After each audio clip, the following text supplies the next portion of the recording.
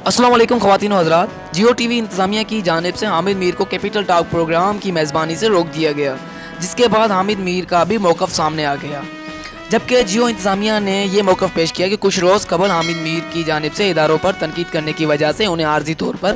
Capital talk programme کی میزبانی سے روکا گیا، لیکن وہ جنگ گروپ کا حصہ رہیں گے۔ جیو نیوز انتظامیہ کے اس فیصلے کے بعد کئی حلقوں نے اس پابندی کی شدید مذمت کی تو کئی حلقوں نے اس کی حمایت کی، جبکہ حامد میر کا کہنا ہے کہ جیو انتظامیہ کی جانب سے اسلام آباد پریس کلب کے سامنے کی جانے والی تقریر پر وضاحت یا تردید کرنے کا کہا گیا۔ حامد میر نے کہا کہ میں نے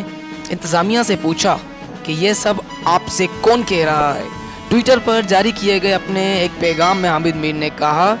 کہ یہ سب ان کے لیے نیا نہیں۔ انہوں نے کہا کہ 2 بار مجھ پر پابندی لگ چکی ہے اور نوکری سے بھی ہاتھ دھوئے۔ ان کا کہنا تھا کہ میں حملوں کے باوجود زندہ ہوں، لیکن آئینی حقوق کے لیے آواز اٹھانا نہیں چھوڑوں گا۔ اس بار میں کسی بھی نتائج اور کسی بھی حد تک جانے کے لیے تیار ہوں، کیونکہ وہ اب میرے خاندان کو بھی دھمکیاں دے رہے ہیں۔